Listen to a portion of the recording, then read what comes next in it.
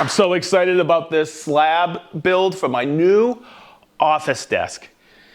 So we stepped through the flattening of it in the first video. The second video, I step Big D on the different ways to attack a natural edge to get it ready for final sanding. So stay tuned. We're gonna use a bunch of hand tools and a bunch of power tools. All right, Sedge, how are we gonna attack this edge? Sedge edge, really? Okay. Hashtag Sedge edge. That's right. So I want to keep it as natural as possible.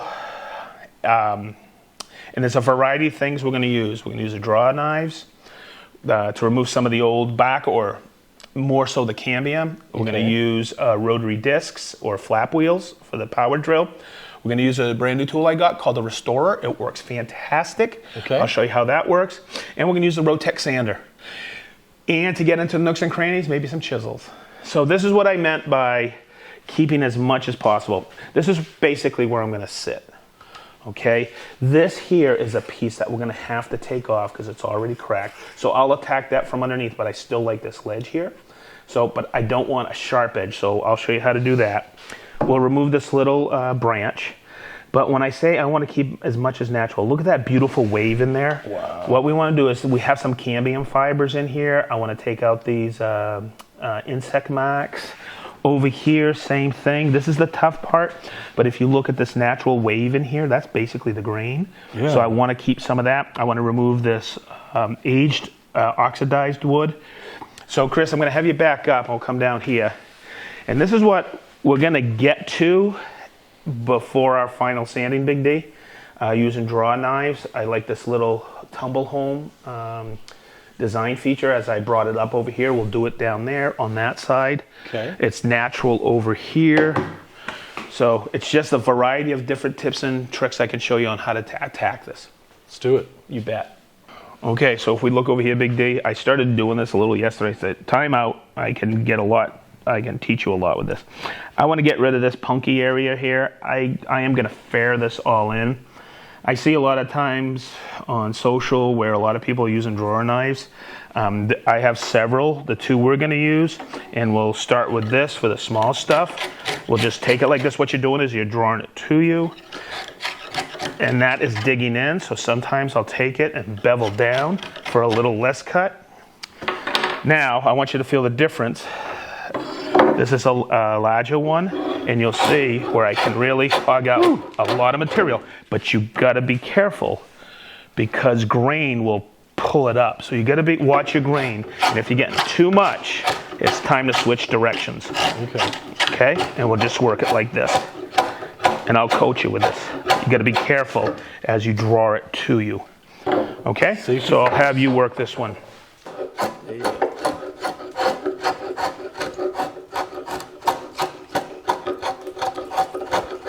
So in here, we're going to be really careful. We're going to take slight cuts because I don't want to chip out too much. And we're just going to remove some of this.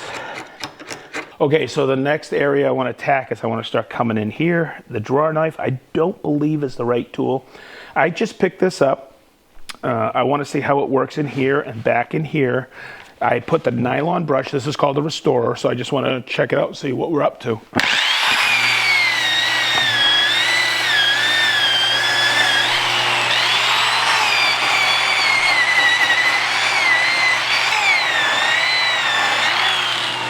Wow, I really like how that's starting to get in there. I mean, we'll hit that with the Rotex and everything, but it's starting to peel it away pretty good. Let's see.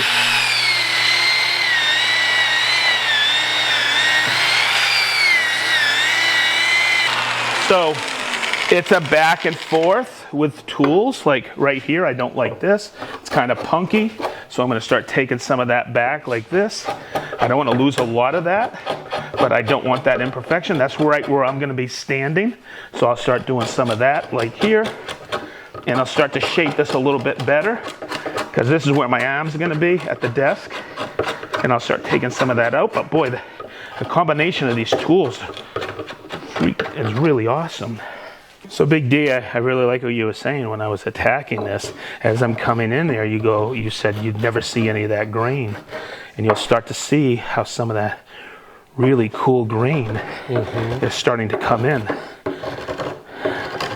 I don't want to do it too much like that, but boy, when we sand that out for final sanding, that'll come in nice. Yes, sir. All right, Sedge, what are we going to do about this guy right here? Are we going to grind it down or what? Well, we could, but why don't we just take a saw like this and make quick work out of it? Because we're going to be sanding that anyhow. Nice. Cool? All right, Sedge, so how are we going to attack this? All right, Chris, come over here so we can see this. This has a variety of different ledges and bumps and nooks and crannies. So I'm going to have you work the restorer here around the knot and come in here. The other thing you got to remember is there's a lot of cambium. What cambium is the inner, I always call it the inner bark. You have the outer bark, and this is the inner bark, and you have some fibers still left over. Okay. So I may take a chisel to get in these nooks and crannies here, but I'm going to have you start to work this with the restorer. Okay.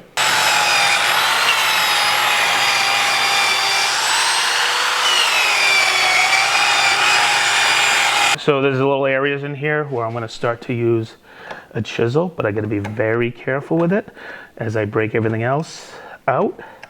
I don't want to, it's just that there's some nasty cambium fibers in there. See that? Oh, wow. That inner bark right there, it's just breaking apart. That's the stuff I want to get rid of. See, look, it's actually that bark coming off. Remember at the beginning I said there's going to be a series of tools, especially when we get into these nooks and crannies and little undulations in this area here. We hit it with a restorer, we came in with some chisels. Now we're going to get some of the loose debris out of there. Okay. So what I have here is a nylon brush, but I use a high speed. This is a hammer drill. I put it in 4, and you're going to see where that starts to take some of that debris out.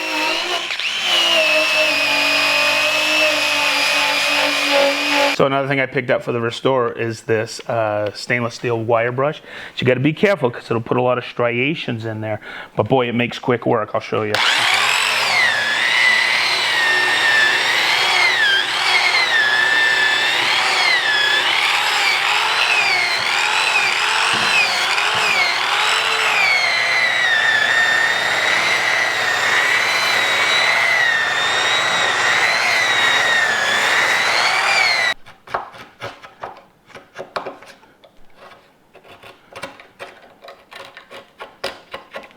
So when we start looking at this is the bottom of the table now, and we don't want any of these knife edges because you could hit your thighs with them. What we're going to do is we're going to slowly fair those, but not extensively like the top was that rounded over. Right. We also have to attack this area here. I want to get rid of this. I hate to, but that is where I'll be sitting. You can see where it's already cracked. Right. So I'll probably take it to about here like that, and we'll remove that. And it's just simple. I'm just gonna, and we soften the edges. I'm just gonna take a draw knife and slowly take it down like this. I'm gonna come in like this. Whoops, see how that's pulled? So that's why you gotta be very conscientious of the grain, and you'll see how that, now it's going this way, then it starts this way. So, and that's where it changes in there. So that's where you gotta be very aware as you clean up edges. And we'll attack that again from the top. So it's over here, I'll have you work this big D. See this splintering off? Okay. Of course you know the grain's there and you have this part here. So I'll have you slowly take some of this off, but slowly work that, okay? Okay, and what you want to do when you analyze this is now it's coming down like this and like this. So we want to soften it like this, ever so slight. And that's all you want to do, because you still want that natural edge to appear natural. Sanding it in, it'll be perfect. Okay, Big D, another great tool to work this natural edge in here. It's you know how we have card scrapers? Well, this is a different type of scraper. You get these anywhere. This is the brand name is called Baco. Originally it was called Sandvik. And I've used these a lot. when I'm working on staircases to scrape old paint out in the corners. And you'll see this scraper point has 3 points, so I could take that with a Phillips and rotate it, and I have a fresh edge all the way around. Nice. It's insert tooling. That is carbide. And we can work like in here. Chris, get in here. So some of this, I'm having a little difficult time getting some of that that cambium out of there. So I'm going to have you work this. I'm going to tell you what, this makes quick work of everything. The nice thing about this scraper, I told you it was carbide, but you have these, that's the one that comes with it, but you can use that. This one's kind of an offset oval, that one's round. I have this on here, which I really like. You get that nice radius there, but I get that point. And I'm going to be using that point on my side in a few minutes. But I'm going to have you work over here, and you're going to scrape some of this cambium out, and look how quick that is. And we're preserving that natural edge. I'll just have you scrape that down. You don't want to lose any of the contours? Or yeah, I don't want to lose any of the, correct. I don't want to lose any of the contours. And then we're going to, of course, we're going to be using the Rotex RO90 in here with an interface pad in a few minutes. But what we want to do is we want to preserve as much as those waves like I've started here. Beautiful. So I'll cut you loose on that, and if you have any questions, just ask. Like you'll want to come in here and scrape some of this out. And if you feel like you're getting too much, just pull me aside and I'll show you. Sounds good. Cool.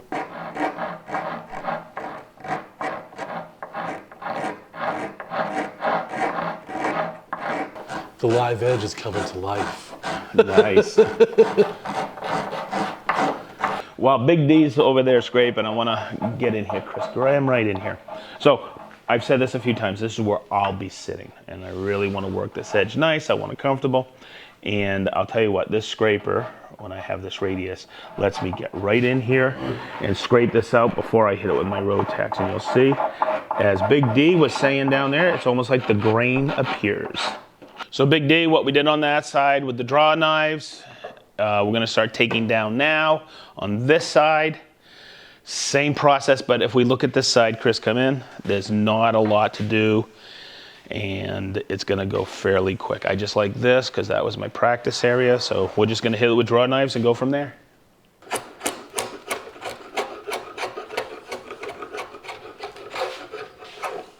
So one of the things I want to highlight with this, you did a great job in here, Big D.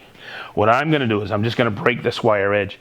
And you're going to see, if you feel it, it's kind of rough. Yeah. If you only had one tool to use, and you'll see it in a minute, it's the RO90. And that's what we're going to go to right after this. Awesome.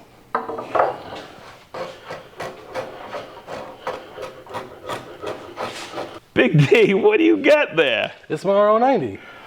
Have you ever used it?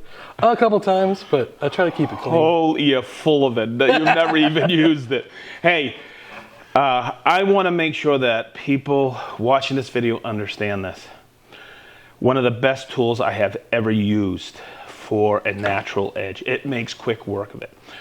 In this video, I'm teaching Big D how to do it with hand tools and some of the new tools out there. If you have an RO90, you have a great way of treating a natural edge. So let's get going. Chris, come down here so we can see how quick this is. Big D, you got 40 on there, right? Yes, sir. Okay. So I'm going to take it, and you're going to see where with the draw knife here, okay, took quite a big dip out.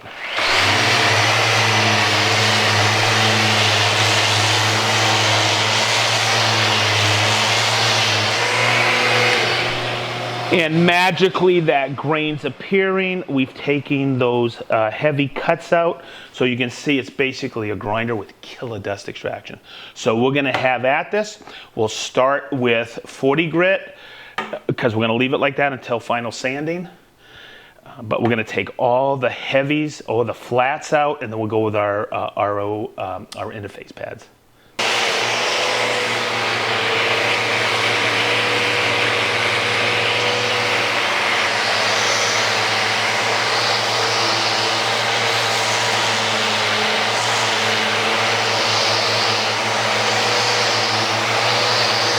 All right, Sedge, what's some of this discoloration in here? Okay, Is something? It's a variety of things. This is a natural slab. You're gonna run into stuff like that.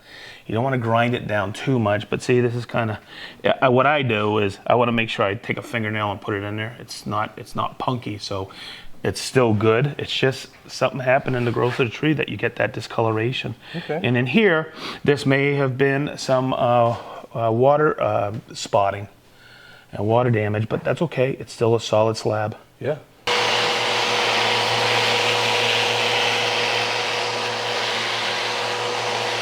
All right, Sedge, what's next? You did a really good job with the scraper, okay? And it's a series of tools that we've gone through. Now, here comes the king of natural edge treatment. It's the RO90. I always recommend a few things with it. I always recommend that. That's an interface pad. Okay. I also recommend a hard pad. Now, this is something that I always do. I always have an additional hard pad with me because I could burn through it, because I'm going to use this on edge. Chris, come in here so you can see this. We still have some of those wire scratches in there. I want to eliminate those. I'm going to keep this here.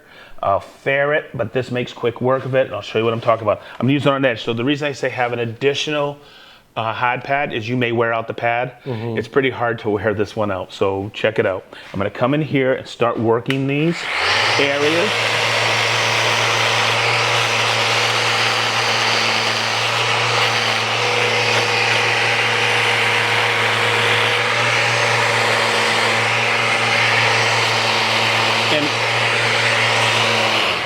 What this does is that you'll see that, feel that.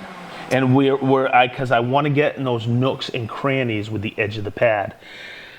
So I always want to have that natural edge feeling, but you just got to be careful because it makes really quick work of it. Yeah, it does.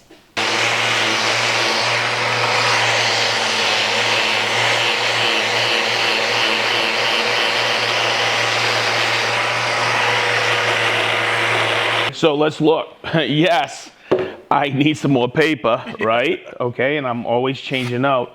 But if you do it right, this pad will last a long time. You may not need an extra pad to have on hand. So my next adventure, as I call it on here, is to start working this edge and smoothing it out and kind of giving a little round over here. I also want to work into this area here. This, I'm a little concerned. I don't know if this is discoloration in the wood, but we'll check it out, and I'll start working that with the RO90.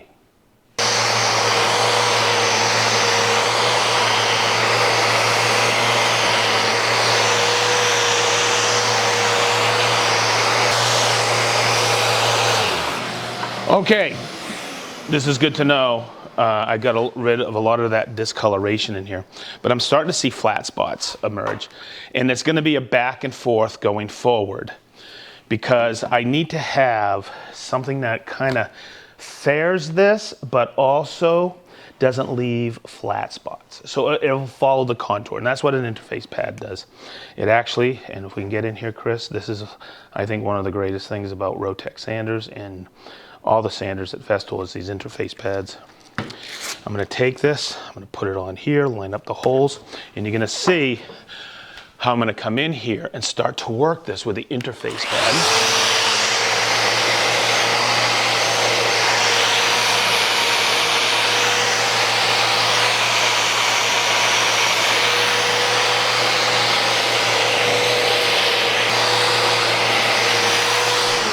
And it really allows you to soften that edge absolutely perfect. So another great application for the Rotex 90 with that interface pad is right in here. It's so obvious, and I'm gonna come right across. This is where from underneath we use the draw knife and the draw knife here, but I wanna soften this edge and not cause a lot of flat.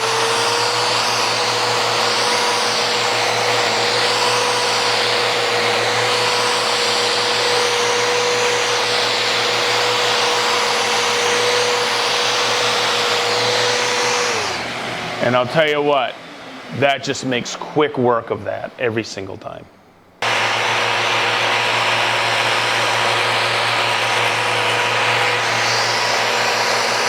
Man, Big D, great job. I really appreciate the help.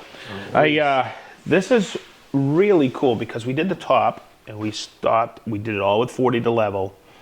And now all the natural edge is fared the way we want it, Oh yeah, and it's at 40 grit. it's a lot of work.